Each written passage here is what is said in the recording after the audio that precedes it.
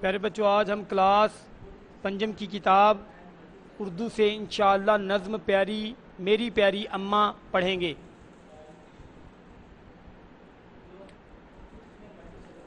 السلام علیکم ورحمۃ اللہ وبرکاتہ۔ میری پیاری اماں نظم، آج ہم انشاءاللہ عز و جل نظم پڑھتے ہیں۔ سب سے پہلے پیارے بچوں، آج ہم ردیف اور قافیے کی تعریف پڑھیں گے، پھر ہم مشقی سوالات کے جوابات بھی دیں گے انشاءاللہ، اور مرکزی خیال پڑھیں گے۔ آج ہم میری پیاری اماں جان کے جو ہے انشاءاللہ یہ ساری چیزیں پڑھیں گے۔ قافیہ سن لیجئے۔ قافیہ کسے کہتے ہیں؟ قافیہ لفظ کفو سے ہے، جس کے معنی پیروی کرنے اور پیچھے آنے والے کے ہیں۔ اردو ادب میں قافیہ ایسے الفاظ کو کہا جاتا ہے جو اشعار میں الفاظ کے ساتھ غیر مسلسل طور پر آخر میں بار بار آتے ہیں۔ یہ الفاظ بعض اوقات غیر ضروری معلوم ہوتے ہیں، مگر ہٹا دیے جانے پر بھی خلا پیدا کر جاتے ہیں۔ اس لیے ترنم اور تسلسل کو قائم رکھنے کے لیے قافیے کا استعمال لازم و ملزوم تصور کیا جاتا ہے۔ قوافی کو عربی عام میں ہم قافیہ الفاظ کہا جاتا ہے۔ اس کی ایک خوبصورت مثال ملاحظہ فرمائیے کہ بہت جب ستاتی ہے سردی ہمیں تو وہ بھیج دیتا ہے گرمی ہمیں۔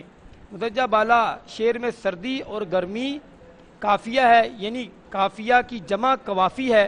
تو پیارے بچوں آگے بڑھتے ہیں۔ اب ہم انشاءاللہ زبر ردیف پڑھتے ہیں کہ ردیف کے معنی گھوڑ سوار کے پیچھے بیٹھنے والے کے ہیں۔ شاعری اصطلاح میں ردیف سے مراد قافیہ کے بعد آنے والے الفاظ جو مکرر یعنی بار بار آتے ہیں اور یکساں بھی ہوں مگر ردیف پر مصرے میں آئے ہیں، یہ بھی لازم نہیں ہوتا۔ یہ بعض وقت غزل کے مصرعِ ثانی تکرار سے بھی آتا ہے۔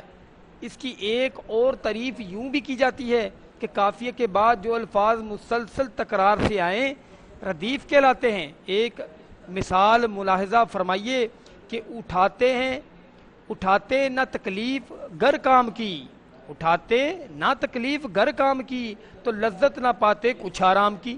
اس شعر میں دونوں مصرعوں میں موجود جو ہے کی لفظ کون سا؟ کی ردیف کہلاتا ہے، کیونکہ جو کہ تو آنے والے الفاظ ردیف کہلاتے ہیں۔ تو پیارے بچوں آگے پڑھتے ہیں، ان کے مشقی سوالات بھی پڑھ لیتے ہیں اس نظم کے کہ اس نظم کا مرکزی خیال بتائیے۔ سوال: مجھے سکھ دیا آپ نے دکھ اٹھایا، اس مصرع کا مطلب اپنے الفاظ میں بیان کریں۔ اس مصرع کا آپ نے مطلب بھی بیان کرنا ہے۔ سوال کہ نہ اچھے برے کی تھی پہچان اماں، بچپن میں اچھے برے کی پہچان نہ ہونے کی کوئی سی دو مثالیں دیجیے۔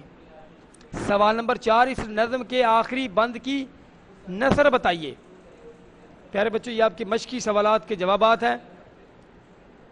سوالوں کے جواب سن لیجیے کہ جو بھی سوال پڑھیں ان کے جواب کے مرکزی خیال۔ اس نظم کا مرکزی خیال: ماں کا بچے کی نگہداشت میں اپنے آپ کو بھلا دینا اور بچے کا اپنی ماں سے احسان مندی کا اظہار، یہ مرکزی خیال۔ جواب دوسرے سوال کا کہ بچپن میں اچھے برے کی پہچان نہ ہونے کی دو مثالیں: زمین سے کچھ بھی اٹھا کر کھا لینا، بجلی کے آلات کی طرف جانا۔ تو پیارے بچوں نمبر 3: مجھے سکھ دیا آپ ہے دکھ اٹھایا، اس کا جواب سنیے۔ اس مصرے کا مطلب یہ ہے کہ میں جب چھوٹا تھا تو میری خاطر میری ماں خود دکھ اور تکلیف اٹھا کر مجھے سنبھالتی تھی۔ وہ اپنی راتوں کا آرام اور نیند چھوڑ کر مجھے آرام پہنچانے اور سلانے کی فکر میں رہتی تھی تاکہ مجھے سکھ ملے اور کوئی تکلیف نہ ہو۔ پیارے بچوں آخری سوال جواب، آخری بند کی نثر۔ شاعر محمد حسین آزاد اس بند میں کہہ رہے ہیں کہ میری ماں مجھے کبھی اپنی گود میں لٹاتی، کبھی پیار سے گلے لگاتی تو کبھی میٹھی باتوں سے مجھے ہنسایا کرتی تھی۔ میں اپنے بچپن کے اس دور کو میں کبھی نہیں بھولوں گا، میری پیاری اماں میری پیاری جان۔ پیارے بچوں نظم کا مرکزی خیال پڑھ لیتے بھی ہم نے سوالوں کے جواب جیسے پڑھے، اسی طرح جو ہم نے کہا تھا کہ مرکزی خیال پڑھیں گے وہ بھی پڑھتے ہیں۔ کیا ہمارے بچپن میں جب ہم میں کچھ بھی کرنے کی طاقت نہیں تھی اور کسی بھی چیز کی پہچان نہیں تھی، تب ماں ہی وہ ہستی تھی جس نے ہمیں سب کچھ سکھایا۔ بے شک اسی طرح ہے، والدین کی بہت برکتیں ہیں پیارے بچوں۔ تو آگے پڑھتے ہیں، نظم کا پیغام کیا ہے۔